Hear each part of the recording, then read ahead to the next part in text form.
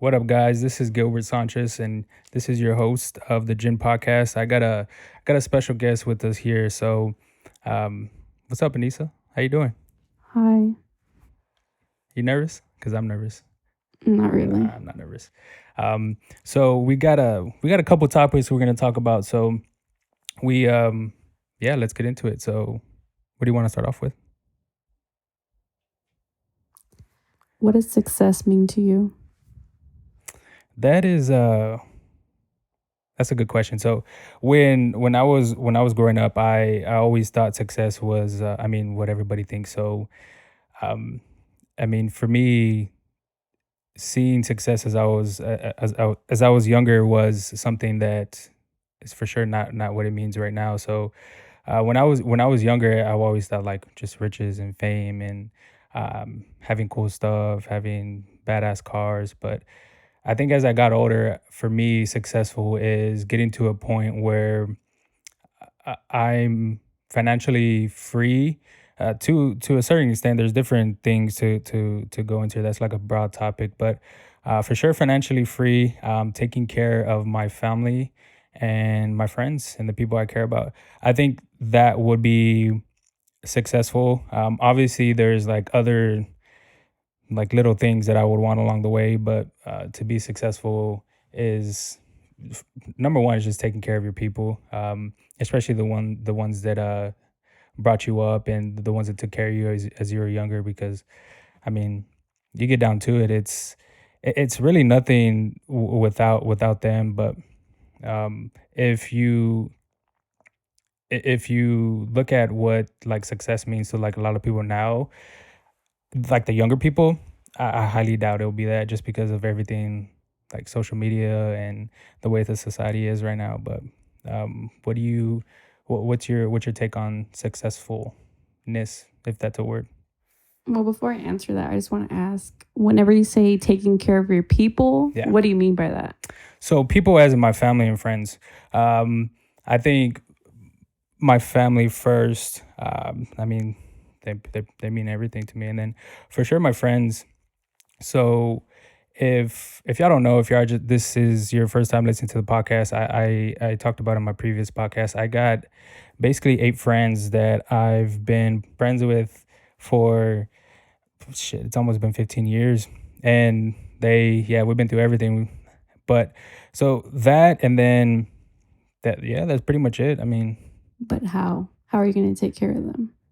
so if I were to answer that now, I think I would say putting them into a position where they can be successful themselves. So successful as in for them, successful might mean something totally different, which is cool. That's why they are who they are. But if they were to come to me for anything that they need, you name it, whatever they need, I think I would, if I was in a position to do it and give them or make them successful as far as whatever they wanted to do. I think for me that would be the biggest thing. If I were to, I would say that just because I would hope the same in return. If I were to hit them up and be like, hey, like I need such and such, then hopefully that would help me out. But yeah, Understandable. I just wanted to clarify how that, because I guess most people wish they had the money yeah, to give out to everyone. And I know you talked about it on your first episode about just sharing knowledge, like how useful that is. Um, you don't have to always like give material things to help someone. Knowledge really does change people's lives to help them improve. So I think that's very important. But I guess success to me would be being financially free, nothing extravagant, but able to live comfortably with me and my partner, give my kids a great life, make sure that they're set past 18, because I know a lot of people just really just gauge their kids up to their 18 and then that's it. But my parents didn't really do that for me. They made sure I was taken care of way past that. So I want to be able to return that to my kids. and then take care of my parents. Yeah. What no, that's a good point. So knowledge for sure. So I know there's many times where I mean they taught me things, I taught them things, and it's just one of those things where we piggyback off each other and we're just I mean we've been friends for a long time, so you can tell we think alike. We have the same goals. Some of them are different, but we all piggyback to piggyback off of each other to where we can leverage certain things to be in our favor. But um, what I want to what I want to get into next is one thing we forgot to talk about is how we met. Do you remember how we met? Because I have no idea. High school, college algebra. You Really? copied every answer off of me. Really? What was the teacher's name? I don't know, some blonde bitch. Miss. I don't know her name. Was she hot? No. I have no idea. Yeah. Who else? Do you remember like who else was in that class? If you A remember lot names. of people in your grade. Not really many in my grade. I don't really remember. John Eric. That's the only I have person. no idea. That is crazy. That's the first time. What year was your sophomore or Sophomore year. I was a junior. Shit. Miss Sims? I don't know. It probably was. This sounds right. Yeah, I think. I'm not sure. That's pretty cool. That's good. It's crazy that you remember because I really had no idea. We talk about knowledge. What would you say is like if you could give, you don't have to go into like specifics or like what exactly like you talked about whatever, but like you can give a broad example. What would be something that you said that you gave to somebody that that you think that was knowledgeable or that they perceived that as it being knowledge and helped them out? What would you say that was what do you think that would be? What have I done to help somebody? Yeah. It literally can be about whatever. So I mean, it doesn't have to be. I think specifically. Two things that come off the top of my head is the way people just put like a stigma, I guess, on going to school. Yeah. Like not everyone has to go to school. You don't need school to be successful. I guess you don't, but it helps. And I think being able to talk to people that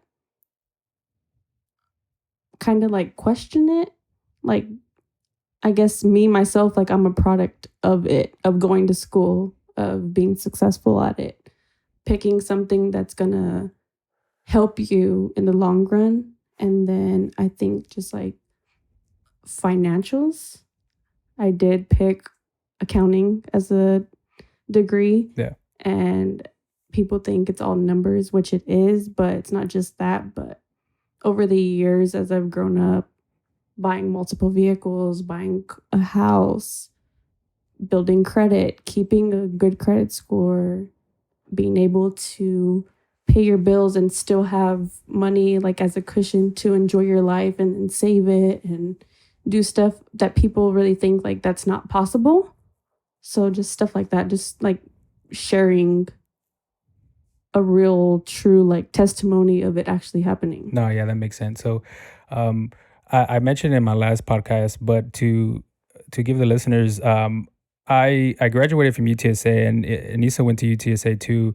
I think I started first, right? And then the next year you went after that. So we both did 4 years. Well, I did 4.5. I think that's what it was, but 3 years. Okay. Miss Anissa, 3 years corrected me, but she did 3 years. I did 4.5 because I'm a bum. But I wanted to get into the topic of what exactly happened when my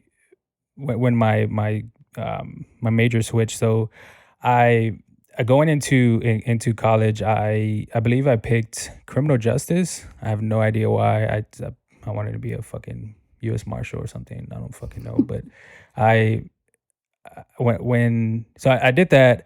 I took a couple classes, and I don't know. I think I just Googled high paying jobs the next year or something like that. And then first thing that popped up was like computer science, or I think it was actually cybersecurity. So I was like, all right, fuck it. Let me hit up my advisor and let me talk about what I could do to get into cybersecurity. At the time, And I'm not too sure if they're still right now, but I think they're number one in the nation or something like that. So I was like, all right, bet, like that's good for me. And one thing I want to note too as well is when I was in college, I when I filled out my FAFSA, I I filled out my FAFSA, and then like my orientation came to UTSA, and I was presented with the offer to is basically a full scholarship, 4 years, and that was because of the I think it was just, to put it in plain blunt words, I think my um how do I say this? Like my mom didn't make enough money. Like the income wasn't there, I guess. So had that, but there was a couple requirements. So you had to take 15-hour classes and you had to graduate on time, which was 4 years. So 15 credits per semester, whatever, you can do the math. But so I did that. Well, I actually had that. So I was like, cool, basically school for free, debt free. So I was like, my second year when I found out cybersecurity was the actual thing that might interest me, I went home run. I started taking class that my sophomore year. Man, and that shit was hard. It was really fucking hard, but I stuck with it, and I had a catalog. So if you don't know what a catalog is, you have to take certain classes. Well, to my understanding, I don't know if you can correct me, but if I remember correctly, you basically have to take certain classes before a certain year before I think that catalog expires. And I think it was like macroeconomics or something like that that I didn't take, and that shit it fucked me up because I basically got kicked out of the College of Business. So I got kicked out of the College of Business. I did the appeal process or whatever, and they basically just said, "Hey, you didn't do your thing on time," and that was it. So along that process, I think it was actually that my last semester in the College of Business. I think it was my first semester as a junior. I had taken I think it was a writing class, and by the end of the semester, I think I had an F. So I was like, all right, cool, let me drop it. So I dropped it. That next semester, my FAFSA didn't pay out. Called him up and was like, hey, like what's going on? Turns out that one of the requirements for that whole scholarship, that 4 year scholarship that I received, was you couldn't drop a class. So I basically got kicked out of that too as well. So when that happened, I basically had to do a whole nother type of fucking major. I was talking to the advisor, and the advisor just suggested that if I wanted to be out in time, just do multidisciplinary studies. It's kind of like a gateway to get out faster. So I was like, all right, bet, like let's fucking do it. So it's yeah, it was hard because I really wanted to do cybersecurity. Like I mean, I still do that to this day, like here and there, depending on what projects I'm working on. But it's yeah, I wish I could have done it because I feel like it would have been a good adventure for me. But what I wanted to get into is, do you think that you would be either more successful or less, well, not more successful, I guess less successful, if you went to um like a community college versus like a 4 year university? Do you think that would have changed anything that like you went through, whether if it was like paying for school or the environment, the culture, the teachers, the anything like that? Do you think it would be different? I actually took classes from ACCD for my summer classes for the generic studies. So I did actually go to a community college, but not full time. I don't think it would have changed anything, but my first semester at UTSA, I took classes for my major right away. I didn't stray away from it. I went straight into it, which you could also do at a community college, but I don't feel like you get that same level of your actual major. So I think that helped prepare me for the upper level accounting courses, because the accounting professors for intro accounting didn't really take it easy on you like you would have got at a community college. Yeah, that makes So I sense. feel like that helped me just prepare me for the other courses, but I don't think I would have been less successful. But as for paying for college, it's a big savings, but I think it kind of takes away from jumping into the upper level courses, which I wanted to do. Yeah. I wanted to get that out of the way. Even my last semester of my bachelor degree, I was taking intro science courses. I left them for the end, which I kind of regret I didn't, but I wanted to do everything for my major. The small stuff wasn't important to me. You can do that? I had no idea. Yeah, That is crazy. What why did you do that? I had two. I That's had weird. biology, I think, Yeah. and astrology, but I just didn't want to take science classes. That makes sense. And No, my I mean, intro, like, I'd rather do accounting. it, It wasn't important to me, I yeah. guess. If I would have knew that, I would have switched some shit up. Yeah, Took like history class or something, like the basics class, yeah, I did it last. and go into it. How many do you know how many credits you have like total for like animal college? I did in total 4 classes, so maybe Yeah. 15. Yeah, that makes Not sense. 15. What is it? 12. 12. I agreed to it. But I It's guess all good. in high school, I mean, I had those credits too, but they didn't help me. That's They were true. used as electives. That's So true. when I went into UT State, I was expecting um, the algebra to be waived, Yeah. everything that I took in high school, but it didn't. Like, they didn't care. I So it just got used as electives. my dumb ass, I took pre-AP, no, I took dual credit history. And Johnson. those, yeah, probably. And that shit transferred over. And my first semester, I took a history class. But you When got to use it as a history? Because No. they didn't use mine. No, so I basically took a course when I wasn't supposed to. And I was guess that like, goes back to people being unaware of the requirements of going Yeah. to school. Like, no one really knows. yeah. Like, and advisors are so hard to make time to meet with, and even then they're not even helpful. I feel like a lot of me going to school was me figuring it out on my own, and like, if I could help people when I was doing it, I would. And I felt like even now, like my brother going to school, like, I want to help him so he doesn't make any stupid mistakes and take classes that he doesn't need to, because no one really helped me. I mean, my advisor was very hard to reach. They weren't helpful at all.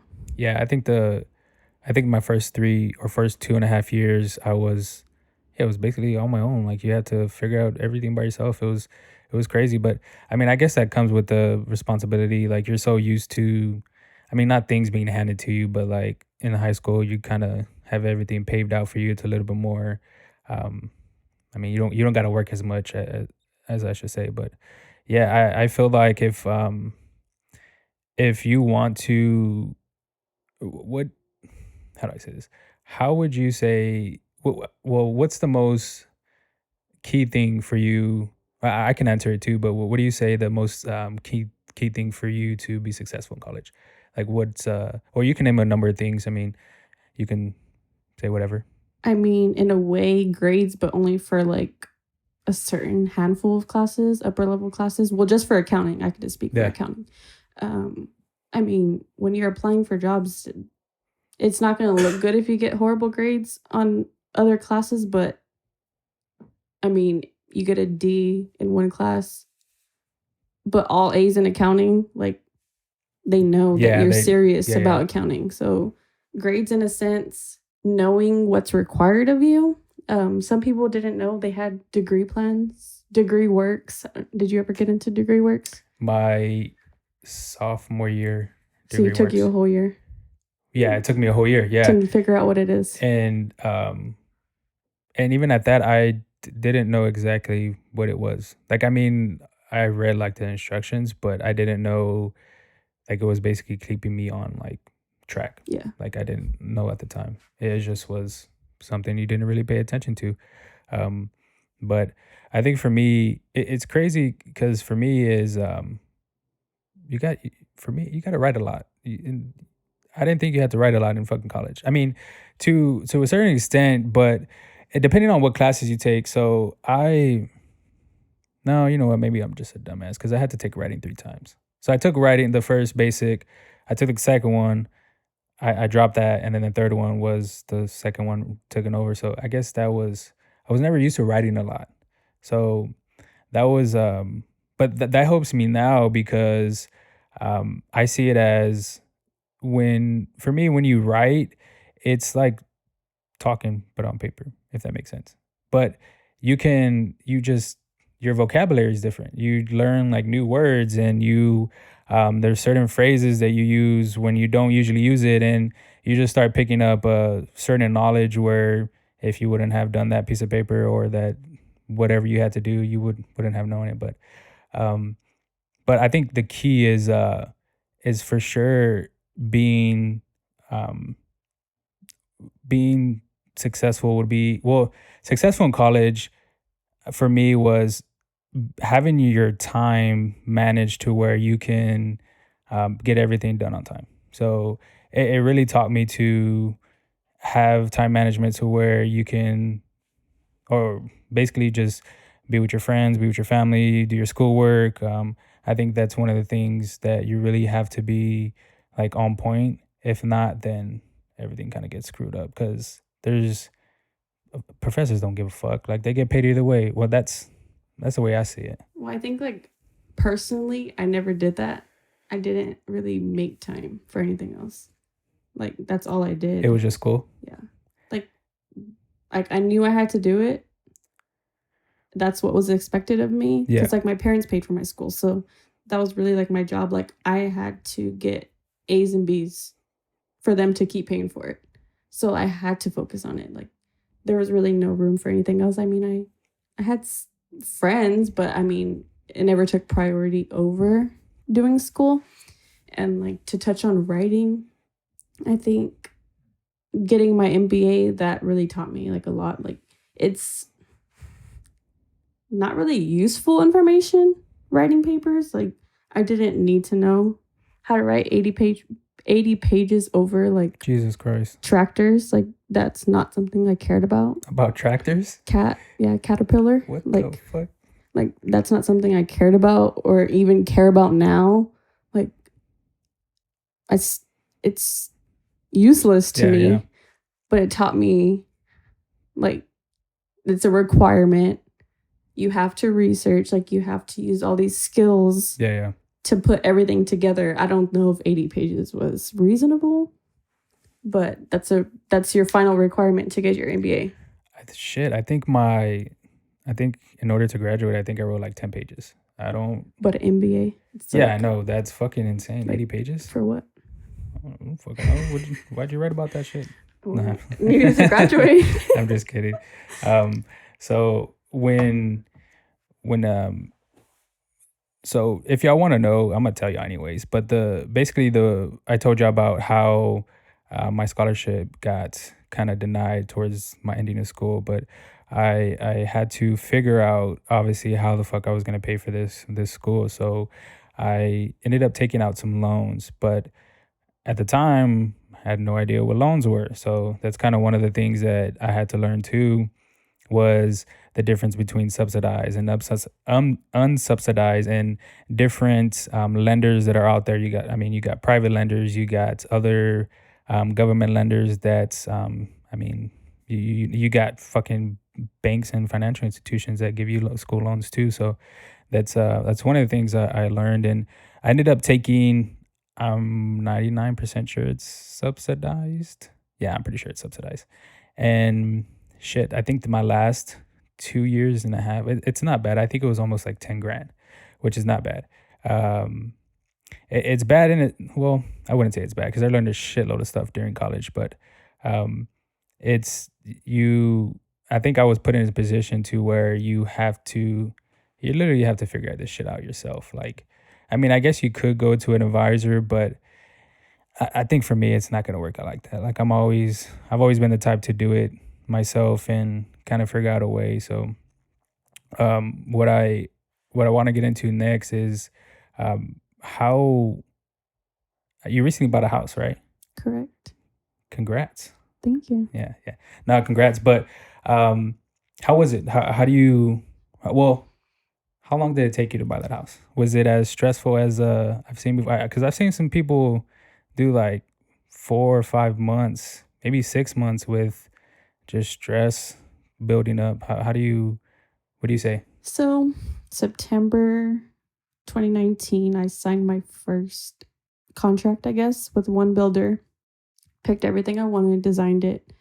They were supposed to start building 45 days after I signed it. It was supposed to be ready February, March 2020.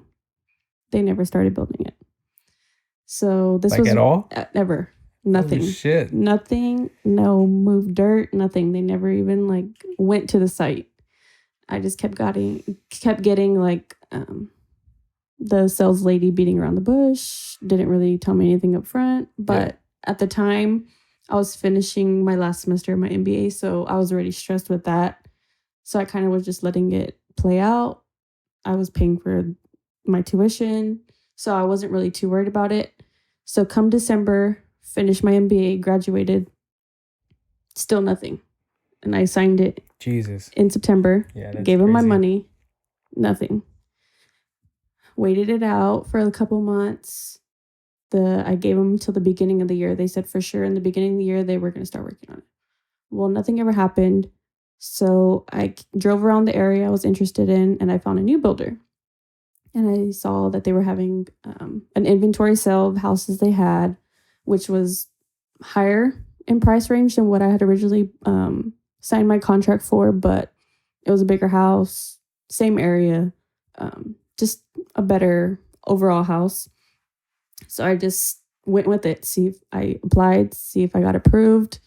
I was hesitant in applying for it to get pre-approved because it's just me, my income by myself, my credit by myself, everything. I went with it, got pre-approved, and within, I could say, maybe 20 days, everything was over, and I signed. What lender was this again? The first one? Because I know the second one, but what? The builder, Yeah, the builder. Ross Coleman. That is crazy. Do not recommend. That is crazy. I couldn't imagine. Yeah, I couldn't imagine that They happening to me. actually are still building that house. It's still not ready. And it's Holy fuck. going to be May of 2020, and I signed it in September of 2019. And it was promised in what, February? Mhm. Yeah. Yeah, that is wild. So that was the only stressful part. But once I got my money back from them and I didn't have to wait for anything with this new one and everything worked out, it wasn't stressful at all. But I guess it's hard to give advice on this because you don't know everyone's financial situation. Yeah, 100%. Yeah. But I think we'll give a broad topic about it or just go into it broad. But there's a couple of things, obviously, that you need to buy a house. First, you got credit. That's pretty much the biggest one. After that, you have your income that goes along with, your job and how long you've been there. What do you think's next, or what do you say is next? Tax returns. It's funny you say that. It's funny you say that. Yeah, I guess tax returns. Tell the people. Tell them I tried to help you. You did try to help me. She was trying to be my realtor. Yeah. My realtor did not help me. Let's put that out there. Another situation I had to figure out on my own. Yeah, that's one of the things you gotta. I think for me, if I had a realtor that wasn't helping, I'd just be like, "What the fuck? Like, it's your job." You know what I'm saying? Like, but they don't care. They're getting their payment either way. Yeah, that's true. That is true. What why do you think your realtor wasn't helping? Just because she knew she was getting paid, or you think it was just like just whatever to her? I don't know if it's really okay. So a situation would come up, I'd reach out to her, but I'm impatient. Yeah. I want everything done right as it comes up. If she doesn't act on it within the next 2 hours, I'm taking it into my hands. So that's a lot of what happened. The salesperson was telling me something. Yeah. I texted her. She didn't get back to me in 2 hours. I figured it out. So like, I guess I kind of cut her out of the situation. But even when we did the first walkthrough, she showed up 30 minutes in. She had to leave. Oh yeah, I remember that. So yeah. So basically, you should get the 3%. No, you should get the 3%. Exactly. I did everything myself. Well, if you need a realtor, Nisa is qualified in that too. But that's crazy. I think hopefully when I buy a house, there's not somebody that It's like that. Pick somebody good. Pick somebody that is worth the 3%. You never know though. You don't. Well, I guess you can learn like off of referrals and stuff like that, like people that have actually worked with them. But then again, You don't you know. have no idea. Depends, I guess, on what you want in a realtor, how Yeah. much attention you want. It's just up to it's personal preference, but I don't mind it. I learned a lot. I feel like I was able to share what I learned with you. Yeah. Um, but everyone's situation is different. So just because I'm able to do it doesn't mean everyone's able to do it. Doesn't mean it's the same situation for everybody. It's just sharing what you learn so somebody else doesn't make the same mistake. Yeah. Yeah, you taught me a lot of shit. There was yeah, there was a lot of stuff I don't know. There's tons. I think it was just overwhelming the amount of shit that I thought I knew, but I had no idea. Like it was literally just things like a list of everything that I had no idea for. I mean, obviously the credit was there, the income was there. I think the job was there, but I think for me, um, The duration. yeah, the duration of the actual job wasn't there. But if I'm gonna let you know on a little secret, I recently was trying to buy a house, and um, Anissa was basically, yeah, she was basically my realtor. She was about to get 3%.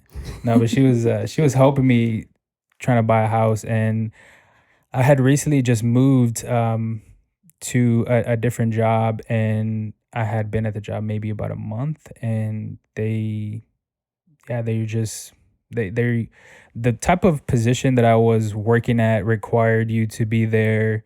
I believe it was 2 years, and those 2 years they basically averaged out your income. So for me, that position or the kind of job that I had, I think I was doing it for maybe about a year and a couple months, and it was basically insufficient. So the amount of time that you need for different positions and stuff like that. But what I also learned too as well is there are different lenders out there that can like use 6 months or like they can. Yeah, I think 6 months was like the lowest that I've seen. I don't think I've seen anything other than that. But it's not always, depending on the lender, it's not always 2 years. But that's one of the things I ran into when trying to buy a house. So income was there, the duration of the job wasn't. Credit was there too as well. I don't think, for me, I don't think I had a problem. But also too, you really, really, I would, something I learned too, well, the biggest thing, you really want to get it pre-approved just because that tells you how much house you can buy, like what's your purchasing power. Because obviously, if you make like 2 grand a month, and I mean, you're not trying to buy like a $400,000 house like that. It just doesn't add up like that. So it's always good to do that because that kind of gets you into the basically choosing a house. I mean, you can. I think for me, or I've seen where you can actually do it online, but it's always good to actually get pre-approved through like a realtor or like a financial lender to actually know, hey, this is what you can buy. So, um, what why did you pick the area that you picked? Why wouldn't you pick somewhere else as far as, so we live in San Antonio, if you don't know. If this is your first time. We live in San Antonio, Texas, but for real estate or homes in general, it's pretty cheap compared to the rest of the world or United States, I guess. But yeah, it's pretty cheap, but why not somewhere else? Like why did you pick that area? For a couple reasons. As my grandparents get older, I didn't want to be too far from them. I want them to be able to drive to my house whenever they want, visit when they want, be able to quickly get to them if I need to. Both my parents, I'm kind of in the middle of both of them. And also, it's close to a base. So I feel like when I'm ready to sell, it's gonna sell pretty quickly. I know the base is Yeah. always getting new people in, but also it's a cheaper side of town, and I didn't want to try and buy a $300,000 house as my first house. Yeah. I didn't want to get into that much debt. I didn't want to be paying that much. It's, I guess what my mom taught me is like, really, it's just your starter home. You have your house, you get used to paying the mortgage, you get used to paying for the maintenance of everything. You get used to living by yourself. You gauge your bills, and then when you're ready, whenever you move up financially and in your career and you're able to buy a house or be able to build a house, whatever it is, like you have the savings. So when I bought my house, I used the first time homebuyer assistance program. Yeah. And you only get to use that once. So of course I used it. You don't ever get that again. And I don't know if a lot of people know, but you have to pay mortgage insurance if you don't put 20% of the purchase price So down. what is mortgage insurance? It's a cost you have to pay every month that's included in your mortgage, but you have to pay it every month until 80% of the loan is paid back, and then after the remaining 20%, it washes off. But unless you put 20% down on the 20% of the purchase price down, then you don't have mortgage insurance. That's basically just saying to the bank, like, hey, I'm serious. It's just like, yeah, I see what you mean. So if you can't put 20% down, the bank's like, okay, well, I need to make sure that I have funds to cover if you don't pay for it. That makes sense. So, which is fine because when I purchased, I did the math, and I mean, I don't know many people our age that have 20% to put down cash, but I did the math, and 20%, I'm never going to pay that in mortgage insurance. Like, it doesn't ever equal 20% or more. So I'm not really losing out by paying it. Yeah, that's true. So there is that math that she just did, like in the couple seconds. There's a way, but she did it to me. Or not.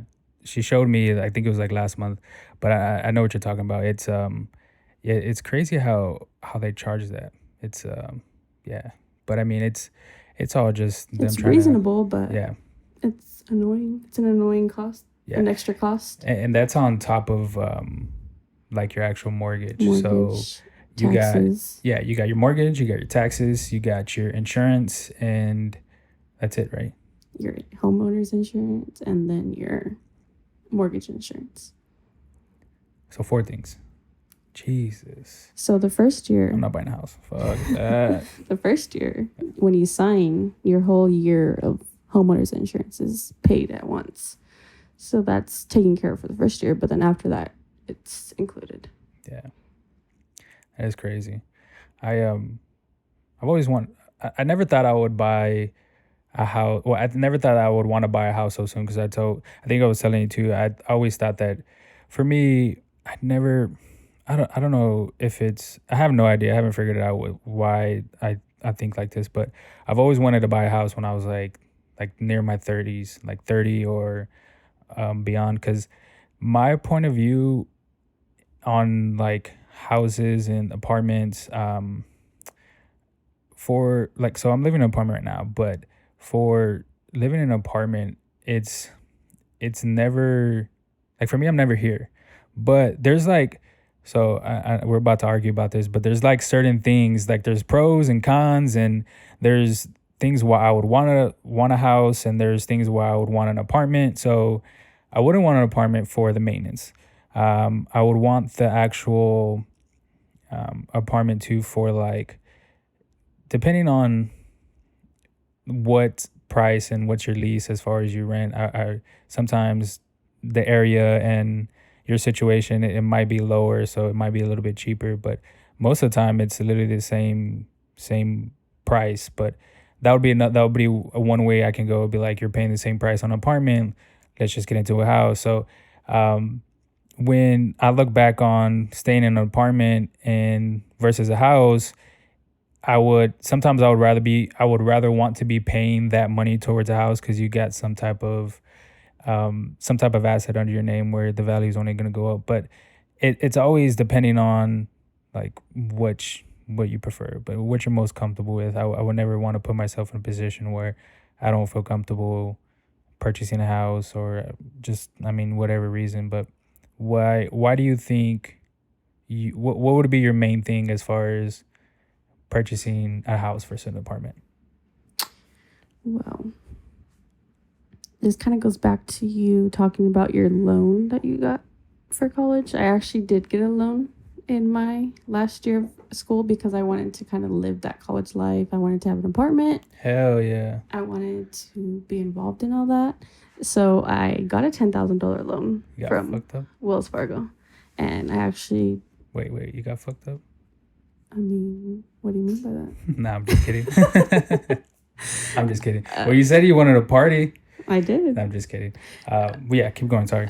So, I mean, I guess people's perception on me is like my parents paid for everything. I'm not in debt. Well, I did get a loan because that's what I wanted to do. I mean, you only get to go to college once. Like, you only get to experience that once. Like, you can't go back when you're 30 and get to experience it. So I did get an apartment. I got a $10,000 loan, not even a government loan. And I just paid it off last month. Hey, that is crazy. I say it's crazy just because I would have never thought about that. Like well, you only did 3 years, right? So the 2 years you did whatever, and then that last year, that's what you're talking about, right? Mm-hmm. Yeah, I would. Yeah, I don't think I would have taken a loan out just to. Well, depending on the situation. I guess I knew I didn't have debt from the prior years. I knew I was going to be able to repay it. Yeah, I guess. Yeah, that's true too. Yeah. So, I mean, I just did it, and it helped my credit a lot. So I kind of got to experience it, got to build my credit, Yeah, got it's a to win-win. figure out paying off a big amount of money. I don't regret it. Yeah. But I guess what I also learned is that if you get government loans and you work for a nonprofit for 10 years, you don't have to pay back your government loans. So Say that again. if you get government loans, Yeah. and you work for a nonprofit for, I think it's 10 years, and you don't have to pay back any loans. There's a program for that. So you have to work for a nonprofit for 10 years. Correct. And I work for a nonprofit. Really? Yeah. Hell yeah. So Anissa does testing with coronavirus monkeys, and she has coronavirus right now. I do. I'm kidding, but that is I had no idea. Yeah. How is your job a nonprofit? Like, how is that considered a nonprofit? I've always thought it was like a For profit. Yeah, for profit. So we get grants from the government, from different foundations, different people that want certain studies done. We have many scientists in different scientific areas, virology, pathology. We do a lot of different testing.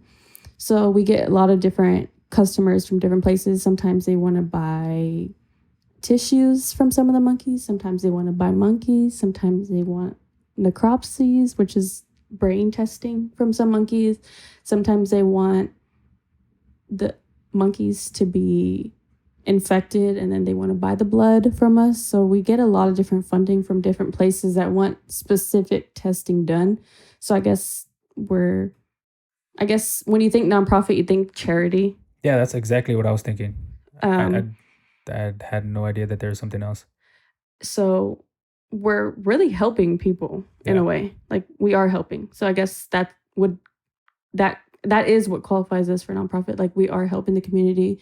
Right now, we're really thriving on this whole pandemic. Mm-hmm. This is kind of what our mission is to fight infectious diseases that overtake the community that we work in. So we're helping the community, whether people agree with what we do or not. How do you feel about this whole pandemic? You're going, well, you transitioned to like at home work, right? So I think it's how was the change? Are you about to go crazy? Yes. Yeah. Nah, I'm going insane. Yeah, I feel like it's so different. Like, I couldn't imagine being like just going to work and then just being home. Like, well, I think the worst part for me is, so like I just said, like, we're getting so much funding right now and so much work is happening at the institute, but I'm not there. So I'm having to do all this work for all the funding we're getting, all the customers we're getting, but from home. So that's putting more pressure on me. Like, all this work is coming in, but I'm not there. Yeah, you have to do it remotely. Yeah. So it would be different if, I guess, I was just doing my normal work and all this new stuff wasn't coming up, but we're getting all this money. Everyone wants to donate, all these new customers, all this new research is happening, and I'm in charge of billing customers. So that's kind of like all on me. I feel like this pandemic is making girls kind of weird. So How? I don't know. I just see a bunch of horny ass girls like on IG and stuff. OnlyFans, subscribe. What? No, like what I mean is like the I don't know if you ever seen like Tory Lanez and like Boozy and um I'm sure there's plenty of more just horny ass girls just on IG live I trying mean, to what else is there to do? I don't know. They're trying to figure out something they got for a load or they got cut their job and they're Well, just they're trying just to waiting for the unemployment. it's crazy. You know what else too is crazy? The amount of money people are making on OnlyFans. It's it's crazy. It's I don't crazy that know. people actually pay for that. Yeah, well that's a whole nother topic, but we can get into that. Yeah, it's crazy the amount of money someone is willing to spend on. I'm not gonna go. Well, But I mean, Lena the Plugs, her OnlyFans is only $5, so I'd rather pay for hers than pay $15 for some other bitch. is it weird that I know who that is? Is it weird that I know who that is? Yeah, it is kind of weird because I have no idea who the fuck that is. I have no idea who that is, but the what's pretty crazy too as well is some of these girls are they're getting their shit hacked. I seen a couple girls like not girls but they're just articles about people just hacking the actual the OnlyFans account and just Mm-hmm. basically taking not all their money but a good amount. But yeah, the if you're subscribed to OnlyFans, please let me know which one so I could subscribe to. I would definitely nah. I'm kidding. I don't think I could ever subscribe to something like that. I just think it's it's merely insane how much money these girls are making out right now. I think it's like what really is making them money, for one, is just like creepy ass dudes that like don't get attention from anybody, but just people that are just curious to see what they're posting. Like I'd want to pay just to see like just what, curious. yeah, just like what's on there. Fuck it, let's subscribe to somebody right now. We'll fucking we'll send them And a that's just tip. like a one-time payment, but imagine how many people are actually curious. Yeah, But those are the people that like keep paying over and over. every month. Yeah. And then they just do a couple donations too. Yeah. Like 'Cause they want like a special video or something. I was watching a YouTube video the other day, and it was basically it was actually a podcast, but the podcast was talking about how strippers, well, there was a stripper on the podcast, and the how the strippers had certain clients go like every day, but these clients would just want to talk, Yeah. like they don't get didn't even want to attention. touch, literally nothing at all. They just wanted the attention to talk, and I was like, what the fuck, like you're spending your time talking to a stripper because your fucking wife is not giving you the attention or some random shit. And I was just like, oh my god, that is what did yeah, I couldn't understand it. I mean, there was other creepy shit too, like how just how creepy these guys like what these guys are doing and what they like and how like just how they function is just beyond me. I definitely will never understand it. Well, I mean, everyone has to make their money how they make it. I mean, not everyone could get unemployment. Not everyone's employer pays unemployment. So not everybody could get approved for it. I don't know if many people know that unemployment comes from the employer, not the government. Yeah, So that's one thing I learned too a couple years ago, but I just thought it was from the actual government. Like no. it's from the employer. Yes. Yeah, they So if your employer does not pay unemployment, you will not receive. And depending on how much they pay is how much you could get. yeah. Yeah, I didn't know that, so that's a good point. So I guess in this time, I'm just thankful I have my 8 to 5, even though it's not really 8 to 5. But it I guess this time is showing how much I guess it paid off. Not many people really see use in going to school for like for one, even a bachelor's degree, going further than a bachelor's degree, and then just working a normal career. I guess everyone has, I guess, bigger aspirations for themselves, which is good. Like everyone should. That's the only way that you improve. But I guess for me, I'd rather have something that is definite. Like I know it can never be taken from me. Like I'll never lose out. And it gives me a way to fund my aspirations. Yeah. No, I agree with you to 100% because some of these people that got laid off because of this whole pandemic, yeah, they're they're I mean they're struggling. It's hard.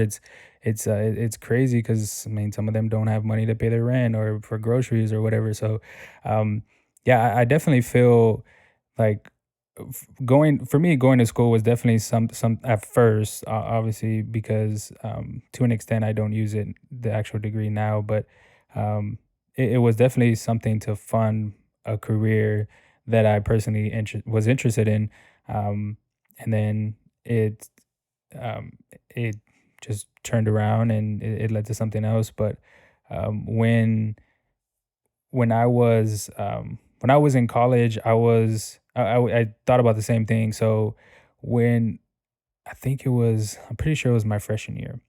I was thinking about like, what if, like, depending on if I kept that criminal justice degree or the next year when I went into cybersecurity, like, what if something happened when I lost my job? Like, what is something that can actually happen or um, like something to fall back on? But it's one of those things where it's very uncertain depending on what field you go into. So your field kind of determines basically your job and like if you can keep that because Yeah. there's tons and tons of people like it's yeah it's definitely sad but this whole corona thing is crazy, man. It's Yes. there's It's a unfortunate. So let's do a giveaway giveaway for what? for your listeners. I um do 50, you do 50, and whoever wins gets $100. we will that sounds like a deal. We'll come up with a with the rules and regulations and requirements and everything. But Let's do yeah, it. that's we will give. I'll put up 50.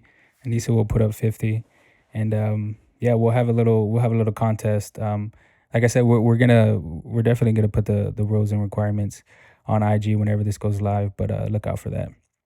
But what I want to get into next is how how you were brought up whenever you were younger. How do you think that's like different from like, cause I mean, we know each other very well. How do you think that's different from me or from like anybody else you know that was not brought up the same way you were brought up? So I think there's really like a stigma on people that are fortunate, I guess, that their parents really work to be able to give them a great life. Like, not for them not to have to worry when they were teenagers, not to have to work, not to have to like stress about finding a way to pay for everything. And I think it's really like a lot of people, like as I was growing up, a lot of people thought I was just spoiled in that way. Like, I got a car when I was 16. Like, I didn't have to worry about anything. When I went to school,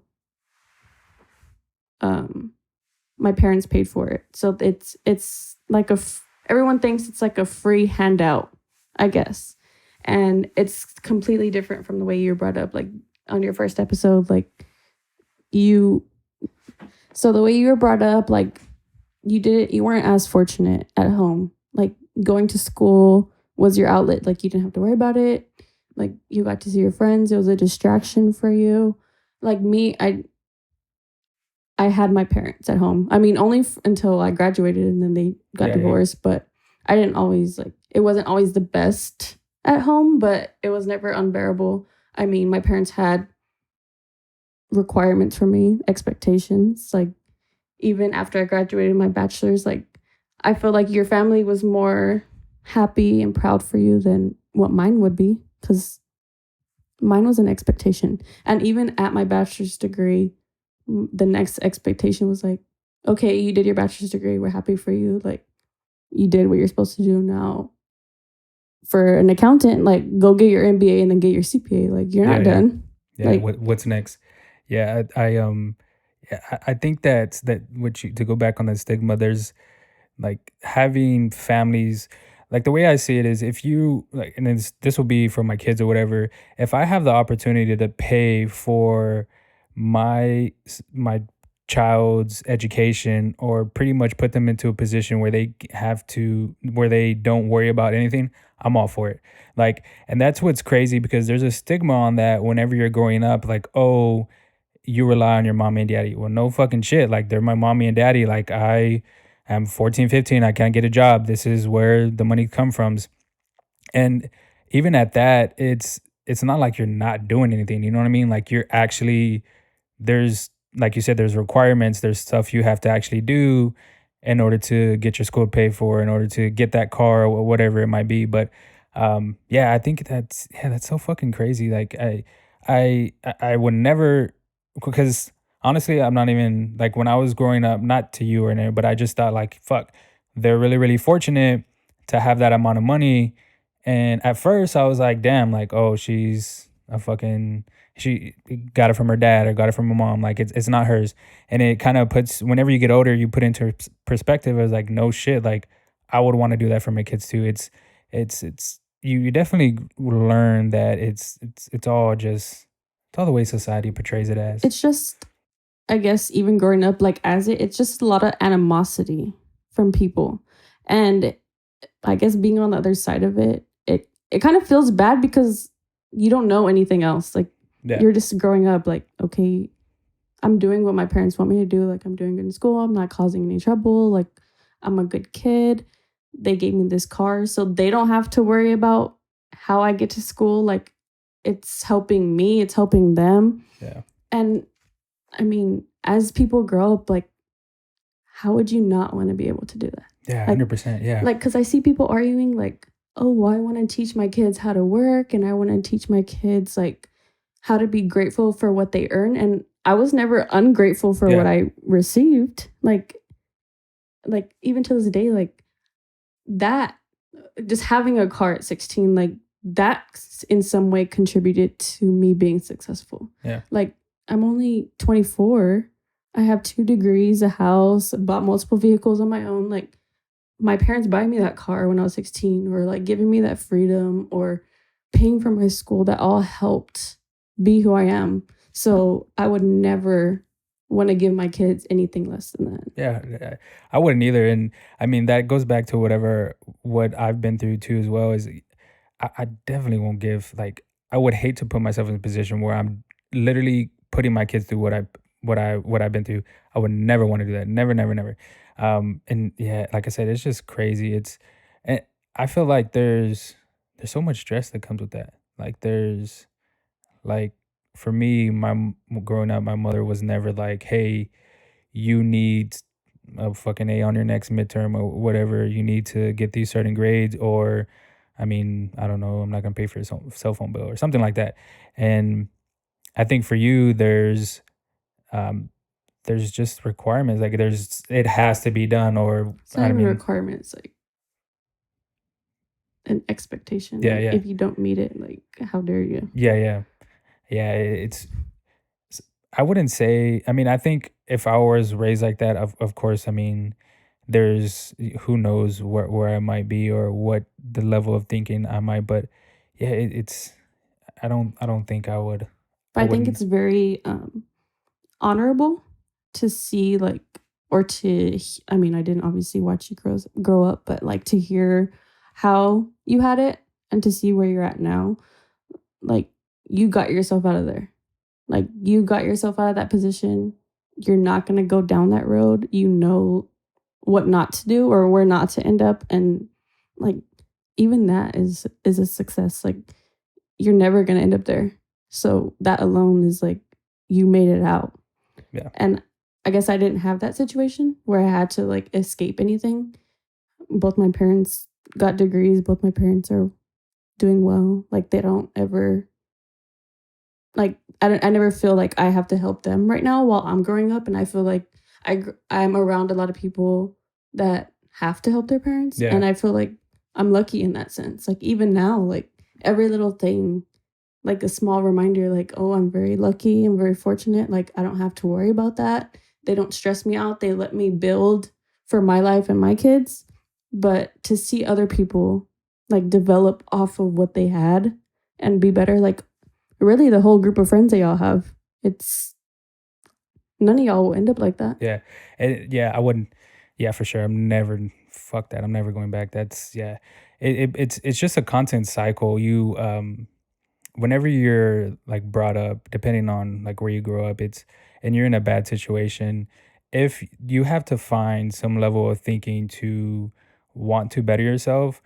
And I mean, at the time I wasn't thinking like, oh, like I wouldn't want my kid to grow up like this. I was just thinking like you literally have to get yourself out of this situation, because if you don't, X, Y, and Z is gonna happen. Or like, to be more specific, like you're gonna be living, somewhere you don't want to, or you're not gonna have the car you want, or you're gonna be working. Well, I shouldn't say working, but you're just not gonna have what you actually want. And going back to the expectations, for me, I wouldn't say there was, well, for sure there wasn't any expectations, but there was always some type of, um, I guess, idea that I was the one to not be in the position that like my brothers and sisters are. It was just like something, man, to this day I have no idea. Like it was just something like I was just brought up in, like, You're the youngest. yeah, the youngest. And my brothers and sisters always tell me this, like they just, like, I don't know, like I don't know what's up with their level of thinking, or why they thought this, but, or why they're in the positions they are now. But for me it was just like you're the one, like, you know what I'm saying, like you're gonna beat this. But yeah, it's a crazy world. It's I it's think definitely hard it's times. really like the firstborn, the middle child, like that's really like the experiment child. Like they have to be the guinea pig for everything. Your parents didn't know what they were doing Yeah, when they yeah, first had you. Like even though like I feel like I'm very successful, like my brother will have it way better than I did. Like I was the experiment. And I didn't do bad, yeah, yeah, but I guess like your brother and sisters, like they had to grow up, and I'm sure they're once they were old enough, like they never wanted you to go through that, so even them helping you. yeah. And that's why they're so supportive right now too, as well, because um it's just, yeah, I don't know what else to was to say, other than they figured I was gonna be the one, since they couldn't do it. And I always, my mother always just told me like, hey, like, it is what it is. Like you can't, Dwell on it. yeah, you can't dwell on it. It's just something you got to work on. But if you were to be, how do you think growing up, um the way I was, you think you would be more successful or less successful? What do you think? Or you I think you guess would it's hard just, to tell because you really never know what somebody experiences and how you would adapt to that situation. yeah, But I always see like in people in that situation, you all like they have so much drive and motivation for something to get out of. Like I didn't have to have that. I mean, I did. Like I wanted to be better. Like I watch my mom. She's also an accountant. Like I want to be better than her. yeah, And I'm sure she wants me to be better than her. And that's really what my motivation is, but to grow up in different circumstances is hard to say cuz you never really know how you'll adapt to that situation. But like for example, my grandma and my grandpa, they had nothing. Like they grew up very unfortunate. My grandpa's family, sometimes they didn't have food, didn't have clothes for school. yeah, My grandma didn't get to finish school, but they worked. They worked to make sure that their kids didn't have to work hard through high school. And actually, like they worked hard enough, and even though it probably wasn't in their realm of financial possibility, they gave every one of their kid the option to stay home, live at home, and they'll pay for their college. And my mom's the only one that took that opportunity. yeah, And she stayed home. She followed the rules. She lived at home and she went to school. And I feel like I was given that same option. And it started with my grandparents that had nothing. Like it started there. So when people think that my parents just grew up with money or my parents just had everything, Like their parents had everything, so my parents had everything, and then they gave us everything. No, like my grandparents had nothing. My parents worked very hard to have what they have. My mom did the same thing that she expected of me: stay home, live with my rules, go to school. And I mean, probably at the time I didn't agree, or I didn't like the rules she had. Yeah. I didn't like her gauging my gas usage or questioning where it was at all the time. But where were you? I mean, I can't say. No, I definitely understand. But she's paying for it, so Yeah. who am I to be bothered by it? But I think like that's a perfect example. Like you had nothing, now you know, so you'll be able to provide that to your kids. And one thing I wanna note too is like you don't have to be stuck with like well, for instance, let me say me and Nisa are friends, so we definitely grew up in different situations, and I mean we're friends. You know what I'm saying? Like you always want to venture out and find different friends because there's, I mean, they're gonna help you out depending on what you ask for, like knowledge, or you basically learn stuff. And then the other way around, I mean, they figure out too as well that the situations that you were brought up in, and they kind of just find that motivation to help themselves out, or I mean, whatever the case might be. But it's always cool where you have different sides of the stories. You can see different perspectives on how someone was brought up, or on how someone's two different lives can be, and they end up being friends. You know what I mean? Like it's pretty cool. That's a very important factor in a friendship, is having two completely different mindsets, or not mindsets, but I guess like views on things.